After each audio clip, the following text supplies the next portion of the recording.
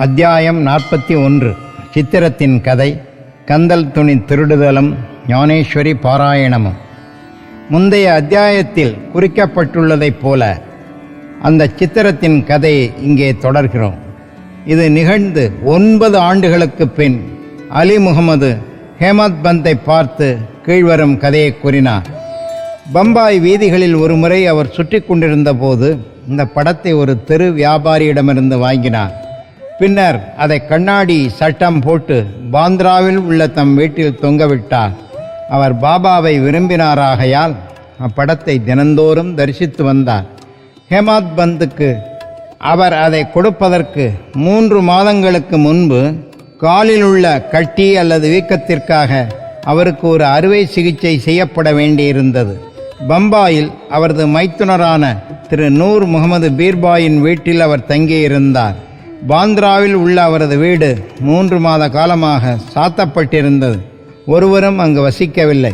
புகழ்பெற்ற பாபா அப்துல் ரஹ்மான், மௌலானா சாஹேப், முகமது ஹுசைன், பாபா சாயி, பாபா தாஜுதீன் மற்றும் பல உயிருடன் இருந்த ஞானிகளின் படங்களும் அங்கு இருந்தன. காலச்சக்கரம் இவைகளையும் விட்டு வைக்கவில்லை. பம்பாயில் அலி சுகவீனமுற்று கஷ்டப்பட்டு கொண்டிருந்தார். படங்கள் எல்லாம் ஏன் அங்கு பாந்திராவில் கஷ்டப்பட வேண்டும்? அவைகளுக்கும் உள்ளே வருதலும் வெளியே போதலும் பிறப்பும் இறப்பும் உண்டு என்று தெரிகிறது. எல்லா படங்களும் தங்கள் விதியை சந்தித்தன. ஆனால் சாய்பாபாவின் படம் எங்கனம் அதற்கு தப்பியது என்பதை ஒருவரும் எனக்கு இதுவரையில் விளக்கியதே இல்லை. சாயின் எங்கு நிறை தன்மையையும் சர்வ வியாபித்துவத்தையும் அறிவுக்கெட்டாத அவரின் சக்தியையும் அது காண்பிக்கிறது. அலி முகமது பல வருடங்களுக்கு முன் முகமது ஹுசைன் தரியதோபனிடமிருந்து ஞானி பாபா அப்துல் ரஹ்மானின் சிறிய படம் ஒன்றை பெற்றார். அதை அவர் தன் மைத்துனரான நூர் முகமது பீர்பாயிடம் கொடுத்தார். அப்படம் அவரது மேஜையில் 8 வருடங்கள் இருந்தது. ஒருமுறை நூர் முகமது பீர்பாய் அதை கண்டு அதை ஒரு புகைப்படக்கலை நிபுணரிடம் எடுத்துச் சென்று அதை உயிர் அளவு படமாக பெரிது செய்து அதன் பிரதிகளை அலி முகமது உட்பட தமது உறவினர்களிடையேயும் நண்பர்களிடத்தும் விநியோகித்தார். அலி முகமது அதை பாந்திராவில் உள்ள தனது வீட்டில் மாட்டினார். நூர் முகமது ஞானி அப்துல் ரஹ்மானின் சீடர். தமது குருவிடம் அவரால் நடத்தப்பட்ட ஒரு திறந்த தர்பாரில் அப்படத்தை அழிக்கச் சென்றபோது குரு கோபமடைந்து அவரை உதைப்பதற்காக ஓடினார். அவரை வெளியில் தள்ளினார். அவர் மிகவும் வருத்தமுற்று மனமுடைந்தார். நூர் தனது பெரும் பணத்தையும் இழந்து குருவின் கோபத்தையும் துன்பத்தையும் பெற்றதற்காக வருந்தினார். அவருடைய குருவுக்கு உருவ ஆராதனை பிடிக்காதாகையால் அவர் பெரிதாக்கப்பட்ட அப்படத்தை அப்பல்லோ பந்தருக்கு எடுத்துச் சென்று ஒரு படகை வாடகைக்கு அமர்த்தி கொண்டு சென்று அதை நீரில் மூழ்கடித்தார். நண்பர்களையும் உறவினர்களையும் தங்கள் பிரதிகளை திருப்பிக் கொடுக்கும்படி வேண்டி அவைகளை திரும்ப பெற்றபின் மொத்தத்தில் 6 பிரதிகள் அவைகளையும் பாந்திரா கடலில் மீனவனை கொண்டு எரியச் செய்தார். இச்சமயத்தில் அலி முகமது அவரின் மைத்துனரது வீட்டில் இருந்தார். ஞானிகளின் படங்களையெல்லாம் உடனே தண்ணீரில் மூழ்கடித்து விட்டால் அவரது துன்பங்கள் ஒரு முடிவுக்கு வந்துவிடுமென்று நூர் முகமது கூறினார். இதை கேட்ட அலி முகமது தனது மேதாவை மேனேஜரை தனது பாந்திரா வீட்டிற்கு அனுப்பி தன் வீட்டிலிருந்த ஞானிகள் அனைவரது படங்களையும் கடலில் எரியச் செய்தார். 2 மாதத்திற்கு பின் அலி முகமது தன் வீட்டிற்கு திரும்பியதும் சுவரில் பாபாவின் படம் முன்போலவே மாட்டியிருந்ததைக் கண்டு வியந்தார். அவரது மேதா இதை தவிர்த்து பிற படங்களை எங்கனம் எடுத்து வந்தார் என்பது அவருக்கு புரியவில்லை. அவரது மைத்துனர் அதை கண்டால் அதையும் வழக்கப்படி செய்து விடுவார் என்று பயந்து உடனே அப்படத்தை எடுத்து அலமாரியில் வைத்து விட்டார். யார் அப்படத்தை நன்றாக வைத்து காப்பாற்றுவார்கள், அதை என்ன செய்ய வேண்டும் என்று அவர் யோசித்து கொண்டிருக்கையில் மௌலானா இஸ்மு முஜாவர் என்பவரை சென்று பார்த்து அவர் கூற்றுப்படி செய்ய வேண்டும் என்று சாய்பாபாவை தெரிவித்தது போலிருந்தது.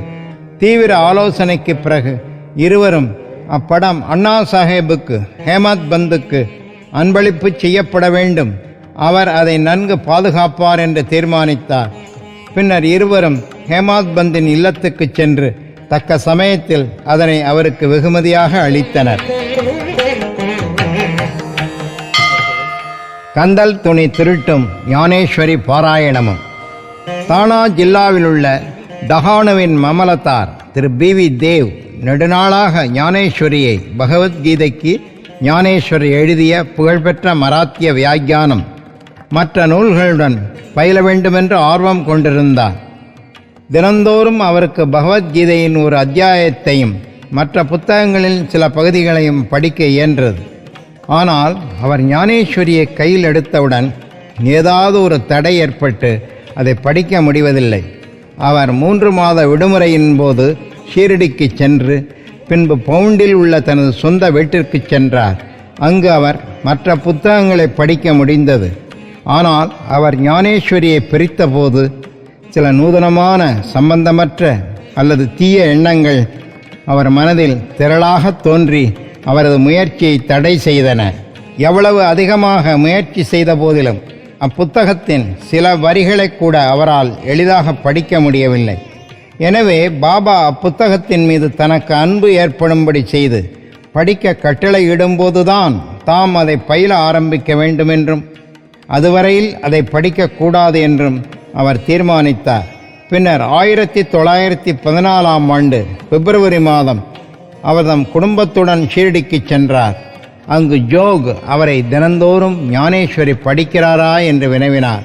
தேவ் தாம் அதை பயில்வதற்கு ஆர்வமுள்ளவராக இருப்பினும் அதில் வெற்றி பெறவில்லை என்றும் பாபா அவருக்கு கட்டளையிடும்போதுதான் அதை படிக்க ஆரம்பிக்கப் போவதாகவும் கூறினார்.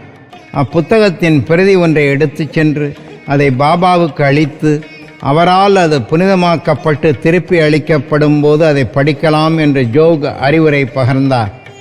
பாபா அவரது உள்ளத்தை அறிவாராதலால் இந்த மாதிரி செய்ய தாம் விரும்பவில்லை என்று தேவ் பதிலளித்தார்.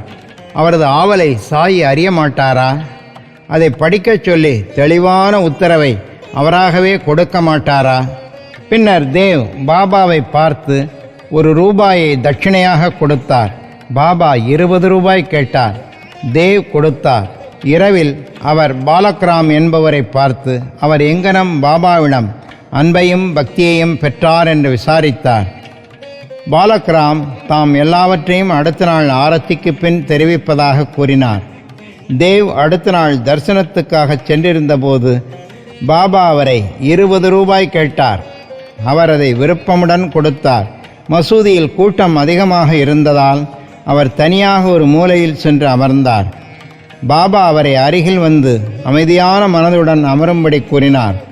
அங்கனமே அவர் செய்தார்.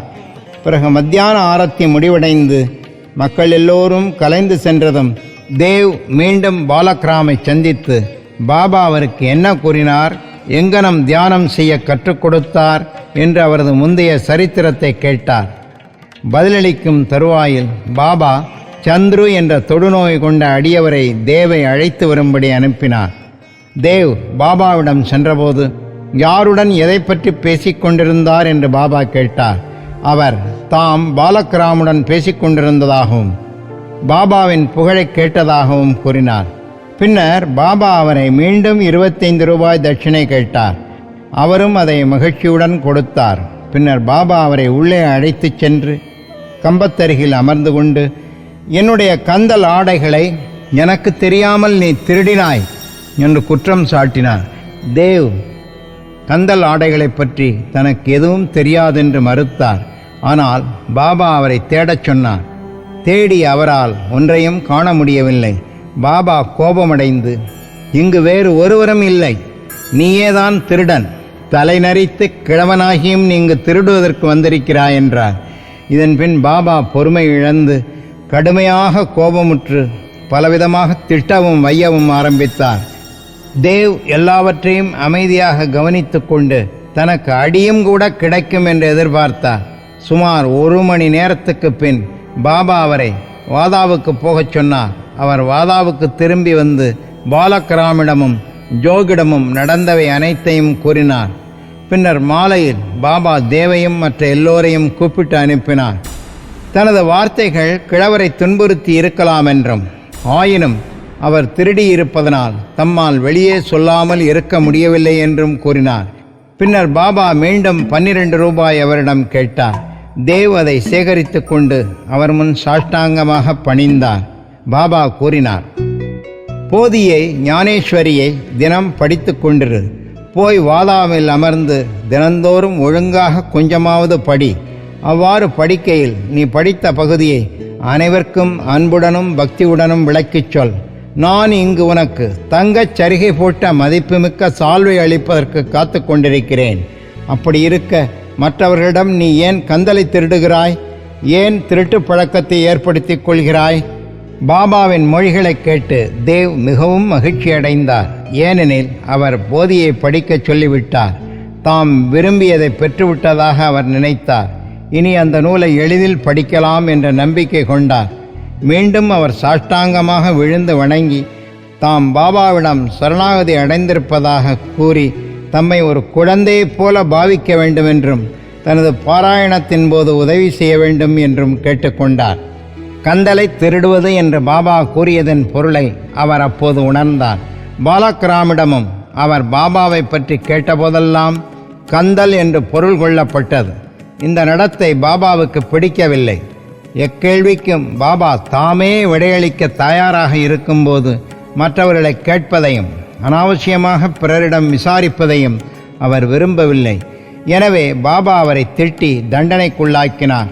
உண்மையில் பாபா அவரை துன்புறுத்தவோ திட்டவோ இல்லை என்றும், பாபா தமது ஆசைகளை பூர்த்தி செய்ய ஆவலாக இருக்கும்போது வீணாக மற்றவர்களை கேட்டு தெரிவது பயனில்லை என தனக்கு போதித்ததாகவும் நினைத்தார்.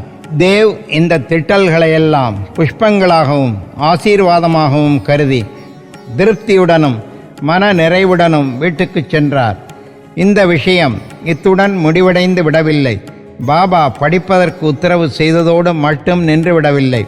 அந்த வருடத்திற்குள் அவர் தேவிடம் சென்று அவரின் முன்னேற்றத்தை பற்றி வினாவினார். 1914ஆம் ஆண்டு ஏப்ரல் 2ஆம் தேதி வியாழக்கிழமை காலை பாபா அவருக்கு ஒரு கனவு காட்சி அளித்தார். மேல் திண்ணையில் அமர்ந்து கொண்டு தேவ் போதியை புரிந்து கொண்டாரா என்று கேட்டார்.